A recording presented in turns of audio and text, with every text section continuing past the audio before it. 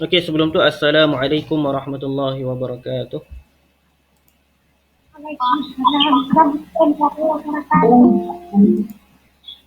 Okey, pertama sekali alhamdulillah syukur kepada Allah Subhanahu Wa Taala kerana kita masih lagi dapat peluang untuk mempelajari ilmu agama insya-Allah. Okey, pada petang ni kita akan teruskan dengan sesi pengajaran dan pembelajaran bagi pelajaran sirah Nabawi. Okey, jadi kita sama-sama bacakan doa. Aminkan doa yang ustaz akan bacakan.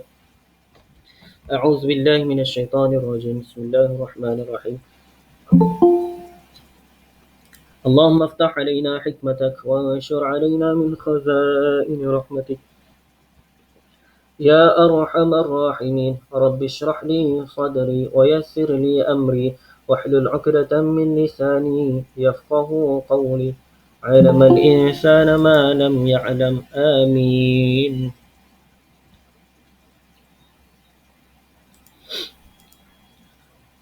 Okey, kamu semua boleh buka buku teks sirah.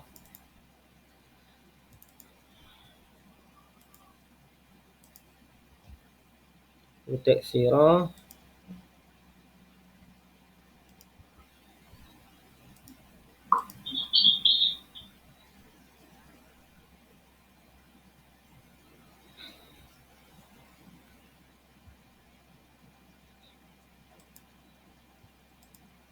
Okey, boleh nampak ke?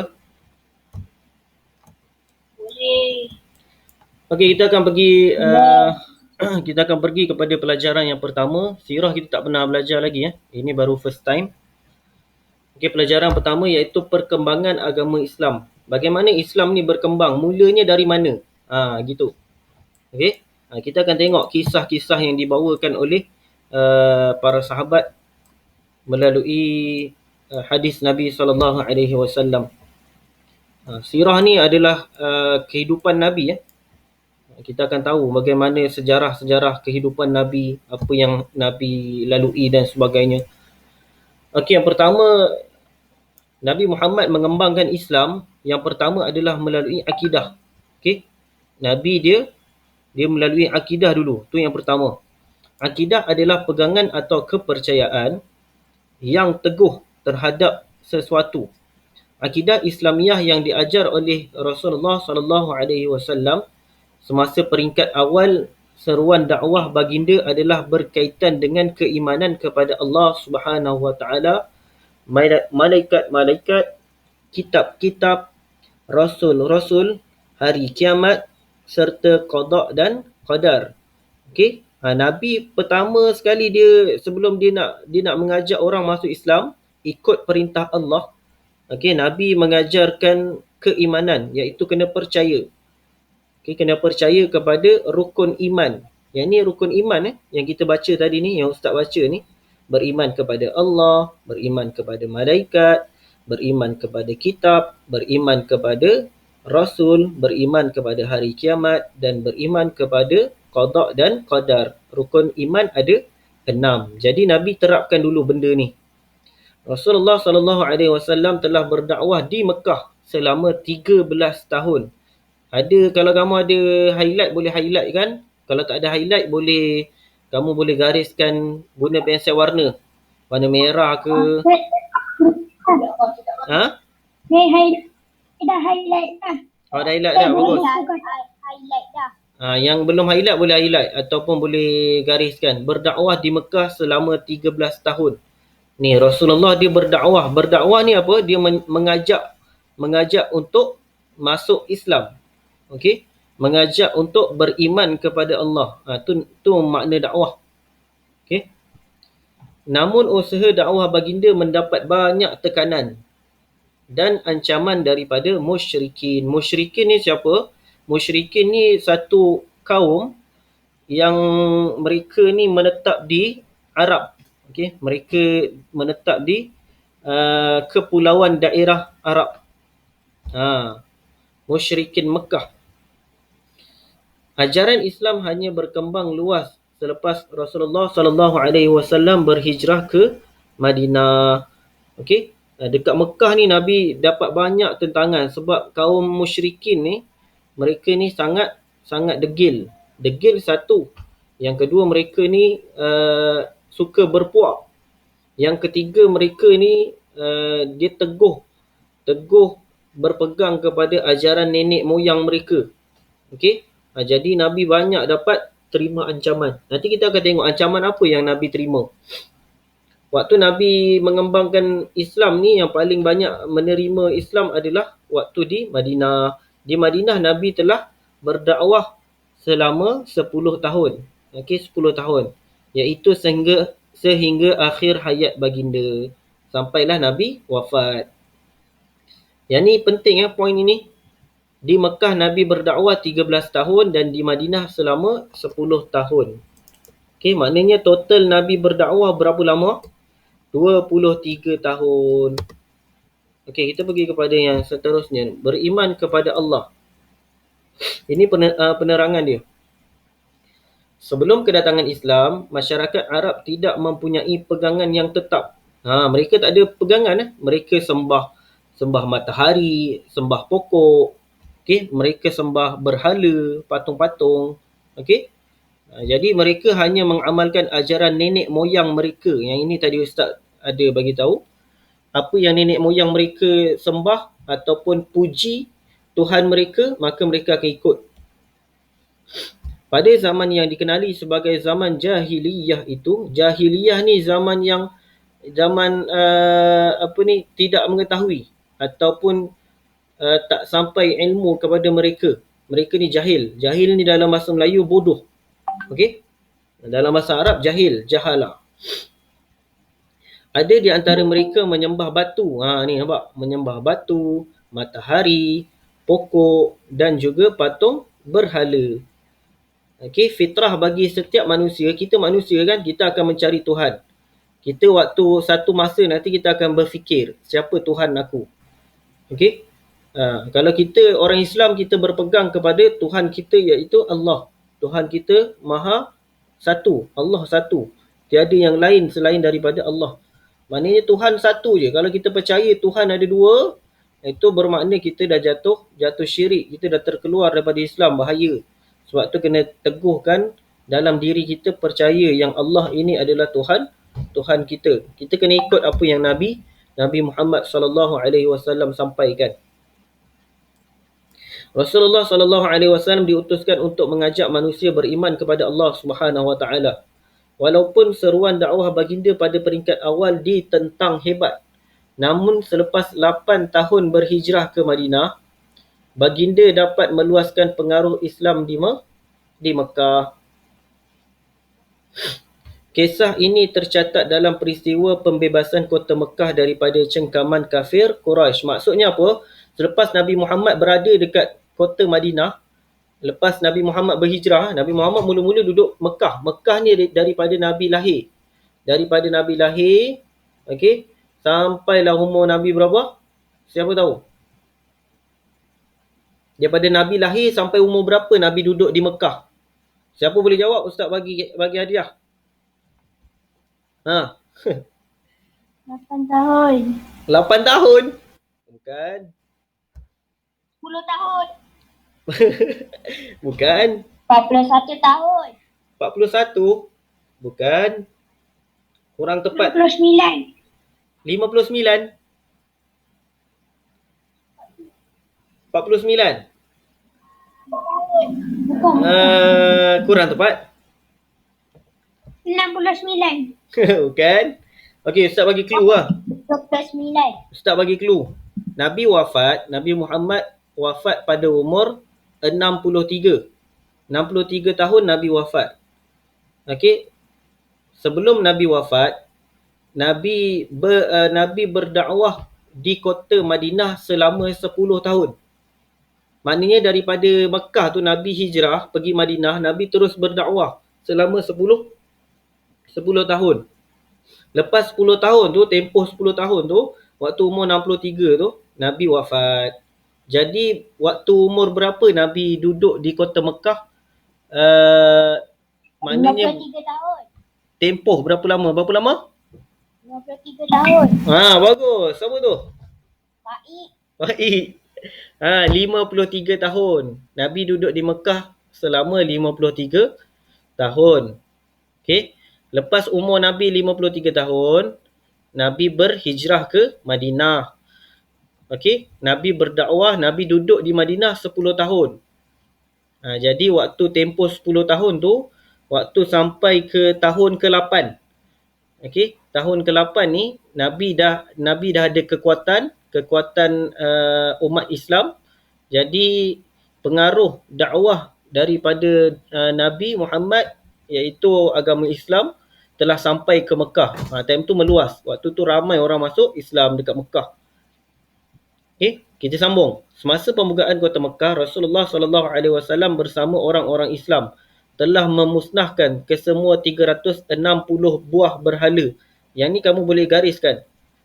Nabi musnahkan 360 buah berhala yang terdapat di sekeliling Kaabah. Okey, waktu zaman jahiliah tu mereka menyembah berhala. Berhala tu diletakkan di keliling Kaabah sebanyak 360 buah. Okey, berhala ni apa? Berhala ni patung. Okey, kamu pernah nampak dekat Batu Kif tu tak? Yang patung besar tu kan? Pernah nampak tak? Situ kan. Yang tempat sembahan orang Buddha kan. Orang biasanya orang India lah. India Buddha. Okey, mereka menyembah patung. Patung tu yang dipanggil sebagai berhala. Okey, berhala. Antara berhala terkenal yang turut dimusnahkan ialah Al-Latta. Al-Latta. Yang ni di dalam Al-Quran Allah ada sebut. Okey. Berhala yang besar ini terkenal dan besar. Al-Latta nama dia. Al-Latta. Yang kedua Al-Uzza. Al-Uzza. Yang ketiga Hubal. Hubal. Yang keempat Al-Manah. Al-Manah. Yang kelima Asaf. Asaf. Dan yang keenam Nailah. Yang ni antaranya lah. Yang enam ni yang gah. Yang besar. Yang ramai orang kenal. Okey. Yang lain tu banyak lagi lah. Baki dia 354 lagi berhala. Yang tu yang tak berapa terkenal. Okey, beriman kepada malaikat. Malaikat ialah makhluk Allah Subhanahu Wa Taala yang dicipta daripada cahaya. Malaikat ni daripada cahaya. Manusia daripada tanah. Jin daripada apa? Jin daripada apa? Tanah. Jin. Tanah. Jin. Jin dengan syaitan daripada api. Okay, kedua tu memohon baca. Lepas tu minta diorang penyembuh orang calon. Hari Isnin hantar pakai uniform sekolah. Dah tak ada gambar sekolah. Budak Datang kat sekolah kamu? ke sekolah. Isnin. Isnin 2 ni bagi 2. Nanti kau baca dekat WhatsApp dia dah send kat dia calon lah. Okey. Okey, kita masuk sambung kepada beriman kepada malaikat. Malaikat diciptakan daripada cahaya. Mereka sentiasa taat akan perintah Allah Subhanahu Wa Taala. Malaikat ni dia tak pernah langgar perintah Allah. Dia buat dia perintah Allah. Dia tak pernah buat dosa. Malaikat ni memang tugas dia buat perintah Allah je. Okey, jadinya malaikat punya iman tu dia tak akan berkurang dan tak akan menaik. Dia sama je. Itu malaikat. Okey, kalau manusia dia ada turun naik. Kalau manusia tu dia beriman kepada Allah, dia buat ibadah banyak, iman dia akan menaik. Tapi kalau dia banyak buat dosa, iman dia akan menurun. Itu manusia dengan jin. Setiap malaikat mempunyai tugas masing-masing. Ni tugas ni pun kamu dah pernah tahu. Jibril, Mikail, Ridwan, Malik. Okey, malaikat Jibril. Malaikat Jibril apa tugas dia? Menyampaikan wahyu. Okey, sebagai contoh malaikat Jibril ditugaskan untuk menyampaikan wahyu kepada para rasul. Dalam sejarah penurunan ayat Al-Quran, Rasulullah SAW sendiri telah menerima wahyu yang pertama di Gua Hira menerusi malaikat Jibril. Okey, Nabi pernah terima wahyu daripada malaikat, iaitu wahyu yang pertama di Gua Hira. Okay, malaikat Jibril ni disampaikan wahyu kepada semua para nabi dan rasul lah. Bukan Nabi Muhammad sahaja. Daripada Nabi Adam, Idris.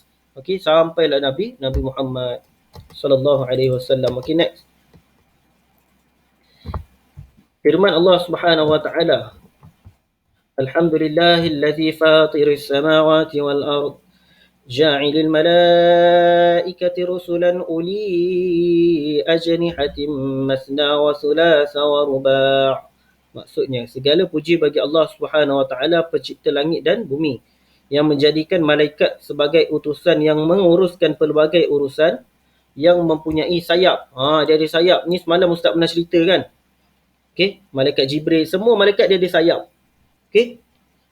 2, 3 dan 4. Dia ada banyak sayap. Beriman kepada Nabi dan Rasul. Nabi merupakan lelaki. Okey, Nabi ni dia punya poin pertama, dia mesti lelaki. Nabi dia tidak ada yang terdiri daripada perempuan. Nabi mesti lelaki. Biasa yang dipilih oleh Allah Subhanahu wa taala dan dianugerahkan wahyu untuk dirinya sahaja. Nabi ni dia manusia. Okey, dia bukan jin, dia bukan malaikat, dia manusia. Okey, tapi Allah pilih dia. Allah pilih dia untuk menjadi Nabi. Lalu dia dianugerahkan wahyu. Wahyu ni daripada malaikat Jibril. Untuk dirinya sahaja. Nabi ni untuk diri dia je. Okey? Dia tak perlu berdakwah. Manakala Rasul pula ialah lelaki pilihan Allah. Ni. Rasul ni adalah lelaki pilihan Allah Subhanahu wa taala yang dianugerahkan wahyu untuk dirinya dan wajib disampaikan kepada umatnya. Okey? Maknanya Rasul ni lagi berat. Dia terima wahyu, okey, dia kena sampaikan kepada umatnya.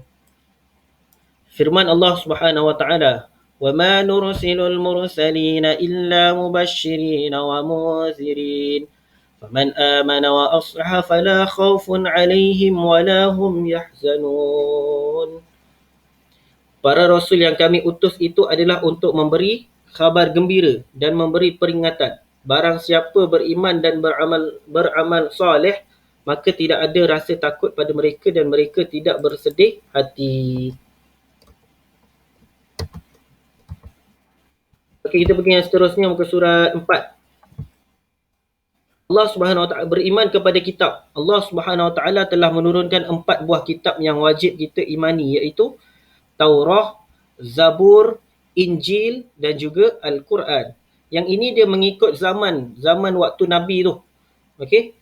Contoh yang pertama, kitab Taurah, iaitu yang menerimanya adalah Nabi Musa alaihi salam. Ni kamu dah pernah belajar waktu tahun 3 tak silap. Bahasa kitabnya adalah Ibrani. Taurah Ibrani. Okey. Kamu ingat TI, Taurah Ibrani. Nabi Musa. Zabur Nabi Daud. Nabi Daud alaihi salam dalam bahasa Qibti. Zabur Z, Qibti Q. Okey, ZQ. TI ZQ. Injil Nabi Isa alaihi salam, iaitu dalam bahasa Syriani. Injil Syriani. IS. Injil Syriani. Siapa lagi nak masuk ni? Baru masuk. Okey, yang terakhir Al-Quran, yang menerimanya adalah Nabi Muhammad SAW di dalam bahasa Arab. Okey, Al-Quran ni biasanya ramai tahulah. Al-Quran menjadi kitab terakhir yang kekal sehingga hari kiamat. Al-Quran ni Allah akan jaga sampai hari kiamat. Al-Quran merupakan mukjizat terbesar Rasulullah SAW. Okey, beriman kepada hari kiamat. Hari kiamat bermaksud hari kehancuran. Okey, hancur dan kemusnahan alam. Pada hari tersebut, semua makhluk dimatikan dan kemudian dibangkitkan semula di padang mahsyar. Dimatikan ni waktu tu Allah akan matikan semua, okey, melalui malaikat punya kuasa lah. Allah bagi kuasa kepada malaikat yang akan buat.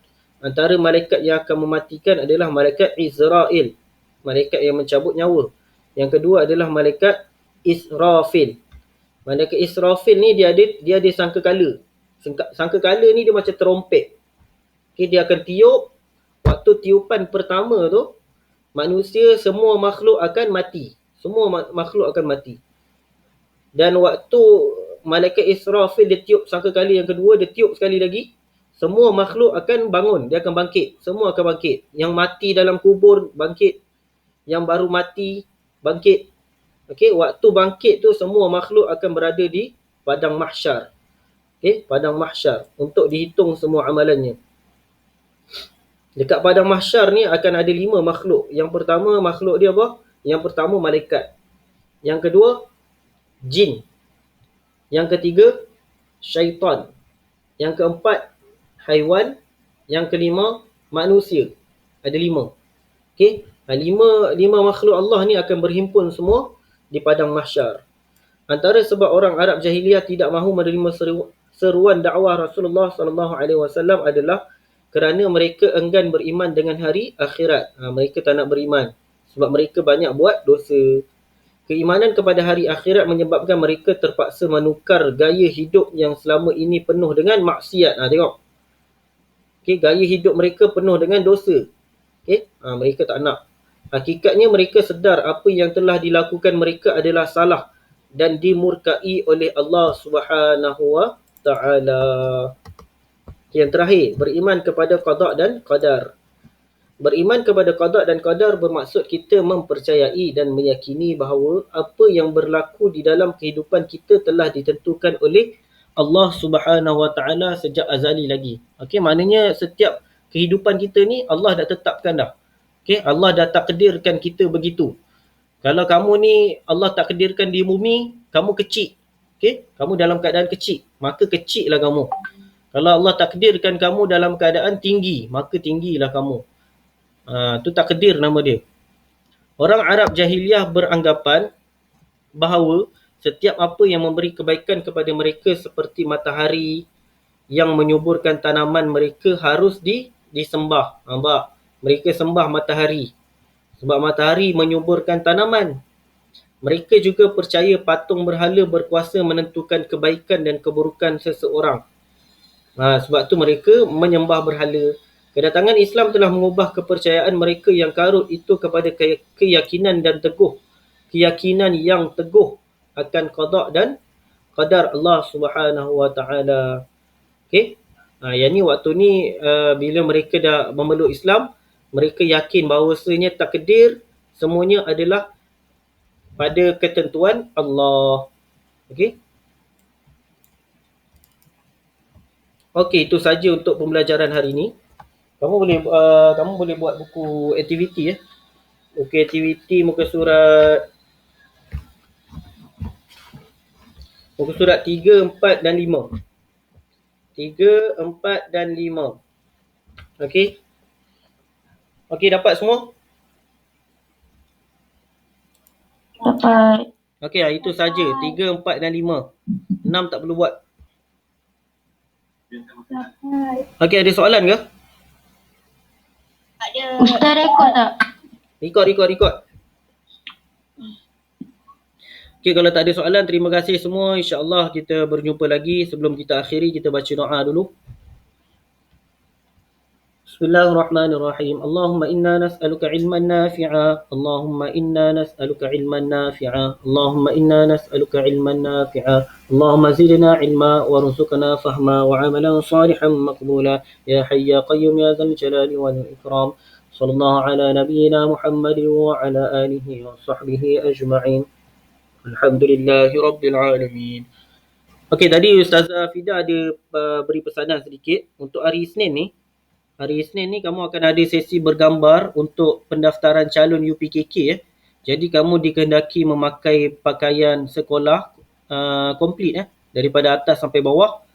Kena hadir di sekolah pada pukul 3 hingga pukul 5 sahaja. 3 sampai 5 hari Isnin. Okey.